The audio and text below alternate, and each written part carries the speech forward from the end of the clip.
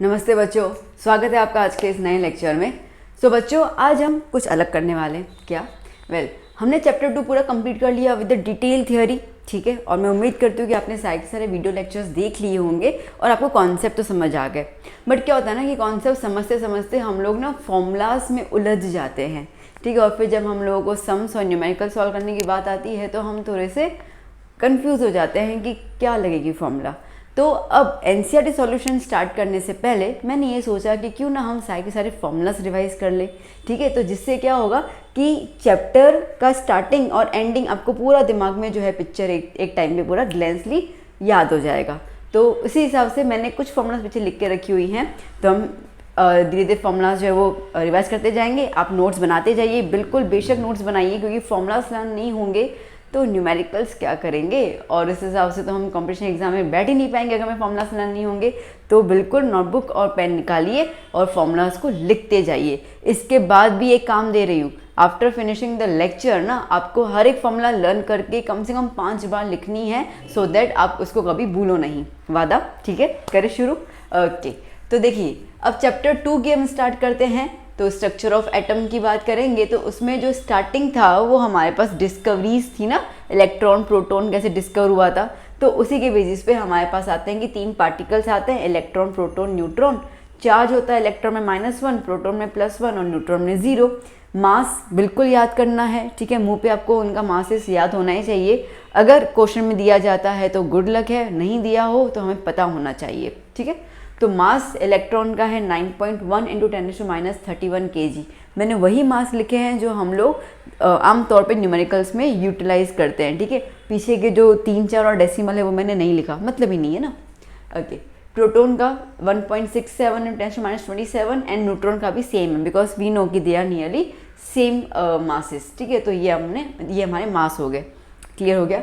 चलिए next formula पे बात करते हैं हम लोग। नेक्स्ट फॉर्मूला फिर हमने देखा था कि किसी भी एटम का मास कैसे निकाला जाता है, ठीक है। तो that is about the mass number. Mass number is equal to number of proton plus number of neutron. उन लोगों को हमें प्लस करना होता है। जैसे हमें पता है कि ये हमारा एटम है, ये न्यूक्लियस है, तो इस न्यूक्लियस में प्रोटॉन और न्यूट्रॉन का प्लस जो भी होगा वो हमें कर लेंगे, तो हमें पता चल जाएगा कि ये एटम का वजन कितना है। तो मास नंबर को हम ए से डिनोट करते हैं। प्रोटॉन को पी ले लिया, न्यूट्रॉन को एन ले लिया। बहुत सिंपल सी बात है, ठीक है। चलिए एक और चीज़, जहाँ जहाँ मुझे कुछ चीज़ नोटिफिकेशन के दौरान लगी कि नहीं ये भी बच्चों के बता देना चाहिए, तो मैंने वो नोट करके सारे पॉइंट्स लिख दिए हैं। तो नोट में यहाँ पे ऐसा है कि एटॉमिक नंबर को हम Z बोलते हैं, ठीक है। तो नंबर ऑफ प्रोटॉन जितने आएंगे उतने नंबर ऑफ इलेक्ट्रॉन्स भी होते हैं, उतना ही हम लोग एटॉमिक नंबर कहते हैं। हाँ, number of electrons in neutral atom, ये चीज़ याद रखना, ठीक है। चार्ज आयन वाले में अपन सेम नंबर ऑफ इलेक्ट्रॉन्स नहीं बोलते हैं। ओके, फिर हम बात करते हैं वेवलेंथ की। वेवलेंथ जैसे कि हम लोगों को पता है कि जब लाइट जाएगी, ठीक है, तो वो वेविक फॉर्म में जाती है। तो वेविक फॉर्म के हिसाब से वो उसकी एक स्पीड होती है, ठीक है, और वो कुछ डिस्टेंस कवर करती है। तो उस हिसाब से हमारे पास अगर वेवलेंथ, ठीक है, आपको याद होगा वेवलेंथ इस तरीके से हम डिनोट करते हैं। तो ये क्रेस्ट टू क्रेस्ट जो होगा इसको हम लोग वेवलेंथ कहते हैं, ठीक है। तो उसकी फॉर्मूला है लैम्डा इक्वल्स टू c/ν। अब ये जो न्यू है that is nothing but the frequency. मैं यहाँ पे लिख दूँ, ठीक है। तो new is nothing but the frequency. Okay, frequency. Okay, ना फ्रीक्वेंसी हम लोग लेते हैं हर्ट्स में सॉरी, हर्ट्स में लेते हैं, ठीक है। तो lambda equals to c/ν। Okay, अब लैम्डा की जो यूनिट होती है वो जनरली एंगस्ट्रॉन्ग में होती है, तो मैंने कन्वर्जन बता दिया, ठीक है। तो 1 एंगस्ट्रॉन्ग मीटर के हिसाब से 10⁻⁻10 मीटर और सेंटीमीटर के साथ 10⁻8 सेंटीमीटर, ठीक है। एक और भी होती है नैनोमीटर के हिसाब से, ठीक है। तो 1 nanometre is equal to 10⁻9 metre, और एक पिकोमीटर होती है 1 picometre is equal to 10⁻12 metre, ठीक। जहाँ जहाँ जो चीज़ लगेगी ऐड करती जाऊँगी, हालांकि सब अच्छे से तो मैंने लिख दिया था पहले से ना। फिर आता है वेव नंबर, ठीक है। वेव नंबर जो है इसको हम कहते हैं v, ठीक है। v के ऊपर बार, उसको हम वेव नंबर कहते हैं, ठीक है। तो वेव नंबर निकालना मतलब क्या है? Wave number is nothing but 1/λ। Wave number मतलब कि कितनी वेव्स बनेंगी, ठीक है, that is a wave number. Well, concept हमने क्लियर कर चुके हैं, इसके लिए ज़्यादा मैं इस पर नहीं आ रही हूँ। तो wave number is nothing but 1 upon lambda, मतलब कि लेमडा का इन्वर्स होता है। अगर लेमडा ज़्यादा है तो वेव नंबर्स कम बनेंगे, अगर लेमडा छोटा है तो वेव नंबर्स ज़्यादा बनेंगे, मतलब कि वेव्स ज़्यादा बनेंगी। ठीक है, ओके। अब लेमडा को अगर हमें हटाना हो और उसकी जगह पे कुछ और यूज़ करना हो तो आप देख सकते हैं, लेमडा हमने क्या देखा था, सी अपॉन न्यू, तो बस इसको उल्टा कर लिया तो वी बार, ठीक है, wave number is nothing but nu upon C. अब डिपेंड करता है कि आपके पास क्या क्वेश्चन दिया होता है, ठीक है, क्वेश्चन के गिवन के मुताबिक हम लोग फॉर्मूला यूज़ करते हैं। खैर अगर आपको ये लर्न है तो आप इजीली यहाँ पे रिप्लेसमेंट दे सकते हैं, तो कोई बड़ी बात नहीं है। ठीक है, मैंने कुछ अलग नहीं लिखा है, बट हाँ साथ साथ आपको बता दी गई हूँ मैं इसके बारे में। ओके, नाउ अब वेव नंबर का यूनिट जो होगा वो इधर सेंटीमीटर -1, ओके, और मीटर -1, क्योंकि अगर हम लैम्डा को मीटर में लेते तो उसका इन्वर्स हो जाता है। Okay, nu is frequency in hertz और सेकंड। ठीक है, ये अपने डिस्कस कर लिया। ओके, अब नेक्स्ट कॉन्सेप्ट की बात करते हैं, that is the Planck's quantum theory. बहुत अच्छे से हमने एक्सप्लेन किया था इस चीज़ को। ओके, तो that is E is equals to H into nu. ठीक है, इसकी जगह पे C is equals to nu into lambda, ये यहीं से ही निकला है। ठीक है, C इक्वल्स टू जैसे ना lambda equal to C upon nu, तो न्यू को मैंने यहाँ पे ले लिया, तो C is equals to nu into lambda, तो सेम ही है। ठीक है, इतना आप टेंशन मत लेना। तो यहाँ पे E क्या है, E एनर्जी, किस में लेंगे हम लोग, जूल में। यूनिट बहुत ज़रूरी है याद करना।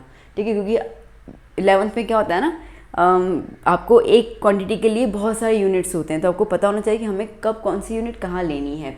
तो एनर्जी हम लेंगे जूल में। Okay, H is the Planck's constant, जिसकी वैल्यू है 6.626 × 10⁻34 जूल इंटू सेकंड, और लेमडा इज़ द वेवलेंथ, जो हम मीटर में लेंगे। ठीक है, तो अगर कुछ और आता है तो इसके लिए मैंने कन्वर्जन अभी आपको बच्चों बता दिया। ठीक है, लेमडा की कन्वर्जन मैंने आपको बता दी है, तो इन कन्वर्जन्स के हिसाब से आप मीटर में कन्वर्ट कर लेना। Now next is the photo electric effect. पता है ना फोटो इलेक्ट्रिक, ठीक है, मेटल सरफेस है। ठीक है, ये मेटल का सरफेस है, इस पर इलेक्ट्रॉन्स को इजेक्ट करने के लिए जो रेज आएंगी, ठीक है, तो उसमें से इलेक्ट्रॉन बाहर निकल जाएगा, that is a photo electric effect. ठीक है, तो अब सीधी सी बात है, इलेक्ट्रॉन जब बाहर निकलेगा तो वो मोशन में आ जाएगा। मोशन मतलब काइनेटिक एनर्जी। ठीक है, तो क्या हो गया, kinetic energy of ejected electron. अब क्या फॉर्मूला है, kinetic energy is equals to H nu minus H nu naught. ठीक है, अब काइनेटिक एनर्जी की जगह हम लोग हाफ mv² भी लगा सकते हैं, तो मैंने लगा दिया, half mv² minus H nu minus H nu naught. ठीक है, H न्यू नॉट को हम लोग W नॉट भी लिख सकते हैं। W नॉट मतलब कि वेव फंक्शन। ठीक है, सॉरी वर्क फंक्शन। ठीक है, तो अब इसका मतलब क्या है, इसका मतलब बहुत सिंपल सी बात है। ठीक है, जैसे यहाँ पे आया तो इस इलेक्ट्रॉन को निकालने के लिए जितनी एनर्जी चाहिए, ठीक है, इनिशियली जितनी एनर्जी चाहिए, उसको हम लोग क्या बोलते हैं, वेव फंक्शन बोलते हैं, वर्क फंक्शन बोलते हैं। वेव फंक्शन क्यों याद आ रहा है मेरे को। ठीक है, हम लोग इसको वर्क फंक्शन बोलते हैं। तो यहाँ पर स्टार्टिंग में कितनी एनर्जी चाहिए इलेक्ट्रॉन को इजेक्ट करने के लिए, तो that is the threshold energy. ठीक है, थ्रेशोल्ड फ्रीक्वेंसी बेसिकली मैं बोल सकती हूँ, थ्रेशोल्ड फ्रीक्वेंसी। तो आइए देखते हैं, m mass of the electron जो आप kg में लेंगे, v is the velocity of the electron जो बाहर निकलेगा, मूव करेगा मीटर पर सेकंड में। Okay, new not that is threshold frequency, starting में कितनी फ्रीक्वेंसी चाहिए वो, न्यू दैट मीन्स की इंसिडेंट फ्रीक्वेंसी। ठीक है, उसके बाद जब इलेक्ट्रॉन बाहर जाएगा तो कितनी स्पीड से जाएगा, एंड यहाँ पे W नॉट जो है that is a work function. Work function के बेसिस पे काफ़ी अच्छे खासे न्यूमेरिकल्स आते हैं। ठीक है, तो ये रहे हमारे 6 फॉर्मूले। हाँ, ख़त्म नहीं हुआ, अभी तो चैप्टर बहुत बाकी है, इसके फॉर्मूलेज भी बहुत सारे बाकी हैं, तो आप पहले इसको नोट डाउन कर लीजिए। ठीक है, फिर हम लोग आगे वाले फॉर्मूलाज की, मतलब नेक्स्ट फॉर्मूलाज की बात करते हैं। तो बहुत अच्छे से और हर एक चीज़ मेंशन ज़रूर करना।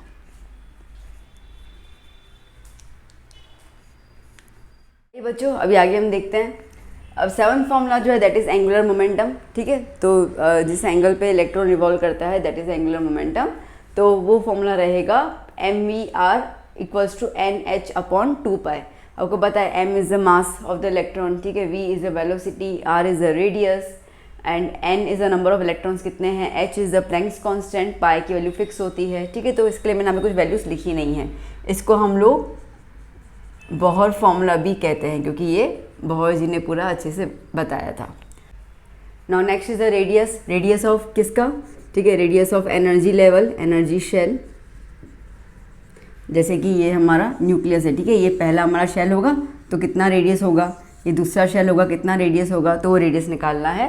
तो उसका फॉर्मूला रहेगा R equal to 0.529 n² angstrom में रहेगा, ठीक है, एंगस्ट्रॉम में रहेगा।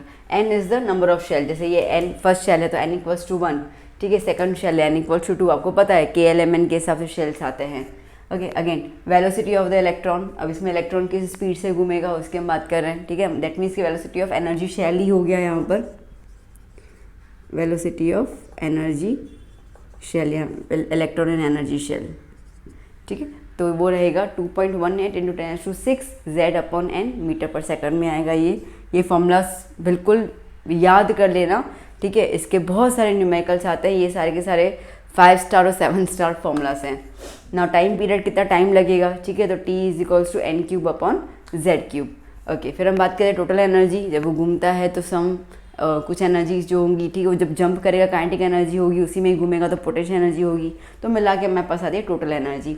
नोट डाउन कर लेना, अगर आपको पोटेंशियल एनर्जी दी हुई है एग्जाम में और आपसे पूछा गया कि फाइंड द टोटल एनर्जी, तो सिंपल डिवाइड बाय 2 कर लेना, दैट्स इट, ठीक है। काइनेटिक एनर्जी दी हुई है, कह रहे कि फाइंड द टोटल एनर्जी, तो उस वैल्यू को नेगेटिव में ले लेना और कुछ नहीं करना ना। En एनर्जी, ठीक है, energy of the particular shell, जैसे कि फर्स्ट शेल का क्या एनर्जी है, सेकंड शेल का क्या एनर्जी है, तो उसका फॉर्मूला रहेगा -13.6 Z²/n² इलेक्ट्रॉन वोल्ट पर एटम, ठीक है। यहाँ पे हम लोग n number of shell, Z is the atomic number, जैसे हाइड्रोजन है, हीलियम है, ठीक है, किसके लिए बता रहे हैं वो आ जाएगा।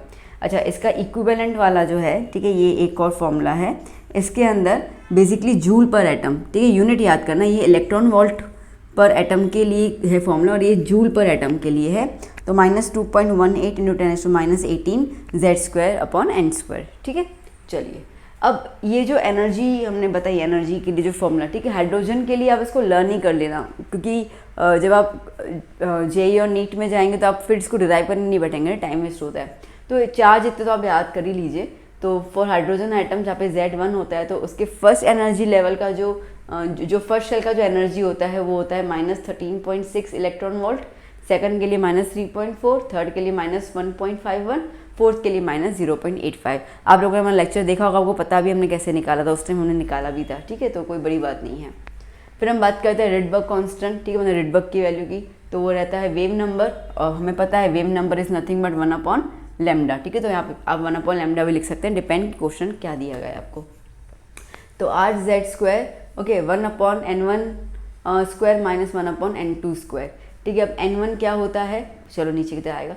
अब रेडबर्ग की वैल्यू 2 में रहेगा, मीटर में और सेंटीमीटर में, तो मीटर के हिसाब से 1.097 और सेंटीमीटर इन्वर्स में 109677 तकरीबन, ठीक है, ज़्यादा हम सेंटीमीटर इन्वर्स ही लेते हैं, but again depend on the sum. Okay, अब जब दो एनर्जी लेवल्स है, K है और L है, ठीक है, दो एनर्जी लेवल रहेगा, तो इन दो, जैसे ये मैंने दो बनाई, तो इन दो के अंदर, ठीक है, इन दो एनर्जी लेवल्स में क्या गैप होता है, मतलब कितना डिफरेंस है, तो difference between the two energy levels is nothing but hc/λ। h is the Planck's constant, c is the velocity, is the speed of the light and lambda is the wavelength, ठीक है, तो वो उस हिसाब से आपको इसकी वैल्यू मिल जाएगी। E2 - E1 भी लिख सकते हो, या सिंपल डेल्टा E, ठीक है, कोई भी ना। अब जैसे मैंने कहा कि यहाँ पे n1 n2 क्या लगाएंगे, तो जैसे लेमन सीरीज आएगी तो उसमें n1 क्या आएगा 1, तो n2 उसके नेक्स्ट वाले से स्टार्ट हो जाएगा, ठीक है, 1 2 3 4 से। यहाँ पे बेलमर है तो n1 की जगह क्या आएगा 2, तो यहाँ पे 2, तो बलमर का फिर n2 जो है वो 3 4 5 से स्टार्ट होगा, ठीक है, समझ आया। तो n2 is nothing but n1 + 1, ठीक है, n1 का जो वैल्यू है उसके लिए आप n2 का यूज़ करेंगे, ठीक है, तो n2 is nothing but n1 + 1, वो आपका n2 हो जाएगा। क्वेश्चन में n3 ब्रैकेट में 4 और फंड में 5, ठीक है। अच्छा, ये किस किस रेस के लिए काम आते हैं, तो लेमन हम लोग अल्ट्रावायलेट के लिए यूज़ करते हैं, बलमार विजिबल, और बाकी 3 जो है वो इंफ्रारेड के लिए। एक नोट ज़रूर कीजिएगा एनर्जीज़ को लेकर, ये एनर्जीज़ को लेकर, ठीक है, अगर लैम्डा, सी बहुत लॉजिक है, E is inversely proportional to lambda, यूँ ही दिख रहा है ना यहाँ पे, अगर मैं इसको जस्टिफाई करूँ तो मैं क्या कह सकती हूँ, E is inversely proportional to lambda. इसका मतलब कि अगर E की वैल्यू कम है तो लैम्डा क्या हो जाएगा, मैक्सिमम, अगर लैम्डा की वैल्यू मिनिमम है तो E क्या हो जाएगा, मैक्सिमम। ये लॉजिकली, ठीक है, कुछ क्वेश्चन ऐसा था जहाँ पे आपको कैलकुलेशन करने की ज़रूरत नहीं है, ठीक है, आपको कुछ वैल्यू दी हुई है, कंपैरिजन बताया गया, तो आप शायद ऑप्शन देख कर ही समझ जाओगे, अगर आपको ये वाली चीज़ पता होगी। तो ठीक है, ये सारी चीज़ें बहुत इंपॉर्टेंट है, वो छोटी चीज़ें, ठीक है, जहाँ से हम लोग मार्क्स को बहुत ईजिली ग्रैब कर सकते हैं। चलिए, तो आई होप कि इतना आपको समझ में आ गया, सारी की सारी फॉर्मूलाज इजीली क्लियर हो गई। ठीक है, तो just note it down with a very good hand writing and very presentable way, so that ये आपको आगे रेफरेंस में बहुत काम आएगा। ठीक है, नोट इट डाउन, फिर हम आगे कुछ और फॉर्मूलाज की बात करते हैं।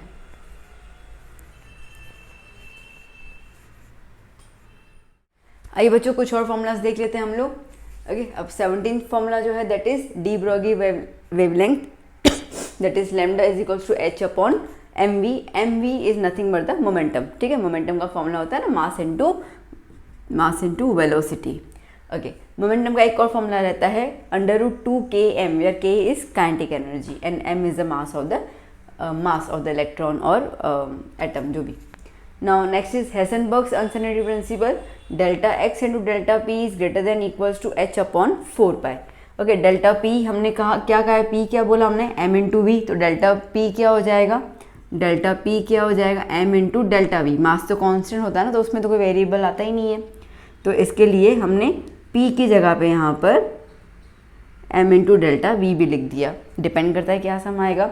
Delta x is nothing but the position, delta v is velocity, delta p is momentum. Now अब इम्पॉर्टेंट, सबसे ज़्यादा इंपॉर्टेंट, जिससे बहुत सारे न्यूमेरिकल्स पूछ लेते हैं 1 मार्क 2 मार्क, ठीक है, बच्चे बताने कंफ्यूज हो जाते हैं, तो आई ट्राइड कि मैं इसको सिंप्लीफाई करके फॉर्मूलाज में आपको दे दूँ। ना क्वांटम नंबर में आपके पास 4 क्वांटम नंबर होता है, ठीक है, और अगर बच्चों ने मेरा वीडियो नहीं दिखाना हो तो मैं आपसे रिक्वेस्ट करूँगी, तहे दिल से रिक्वेस्ट करूँगी, वो क्वांटम नंबर वाला वीडियो ज़रूर देखिएगा। आपको डिस्क्रिप्शन में पूरा चैप्टर का लिंक मिल जाएगा, ठीक है, प्लेलिस्ट, और उस प्लेलिस्ट में आप देख लीजिएगा। बहुत ईजी तरीके से और बहुत शानदार तरीके से मैंने एक्सप्लेन किया है, मुझे पता है, मैंने बहुत क्लियरली एक्सप्लेन किया है। तो वो वीडियो आप जब दिखेंगे ना, तो आपको ये सारी चीज़ें जो है वो वहीं ऑन द स्पॉट क्लियर हो जाएंगी। ओके, अब स्टार्ट करते हैं प्रिंसिपल क्वांटम नंबर, जिसको हम एन से डिनोट करते हैं। वो हमें क्या बताता है, वो हमें साइज़ बताता है, शेल का क्या साइज़ है। इसका नंबरिंग स्टार्ट होता है 1 2 3 4 जितना भी हो, ठीक है। फिर आता है azimuthal quantum number. Azimuthal quantum number उसको एल से डिनोट करते हैं, वो हमें शेप बताता है, ठीक है, क्या शेप होगा।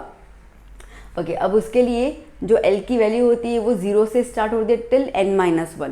जैसे कि मेरा यहाँ पे n अगर 2 है, ठीक है, तो मैं l के लिए क्या लिखूँगी, 0 से स्टार्ट करूँगी, तो 0 और 1, ठीक है, n-1 मतलब कि 2 से कम, तो 0 और 1।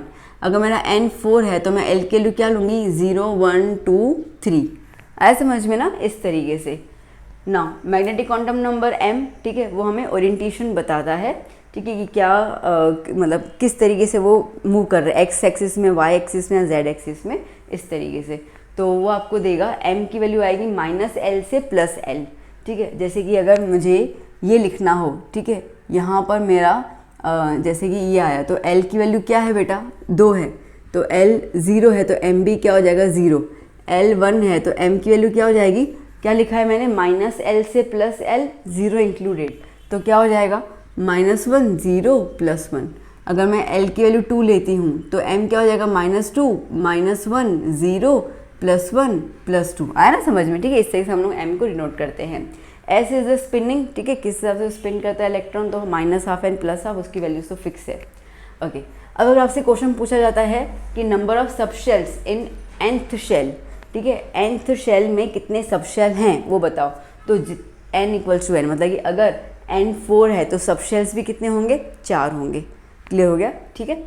Number of orbitals in nth shell, ठीक है, कितने ऑर्बिटल्स हैं nth शेल में, तो जो भी उसकी वैल्यू हो उसको n²। अगर 4 नंबर का है तो n², इसका मतलब कि 4 का स्क्वायर 16 ऑर्बिटल्स उसके अंदर रहेंगे, ठीक है। ऑर्बिटल्स याद होगा ना, SPDF में, है ना, तो उसके अंदर S में 2 एक आता है, ठीक है, लाइक 1 2 और 1s और 2s के हिसाब से, ठीक है, पीक के अंदर आएगा, तो वो आपको ऑर्बिटल्स। मैं इसके लिए कह रही हूँ क्वांटम वाला वीडियो देख लेना, क्योंकि अभी वो यहाँ पे एक्सप्लेन करूँगी तो वो पूरा 1 घंटे का यहाँ पे कैप्चर हो जाएगा, तो वो वीडियो ज़रूर देखना बेटा।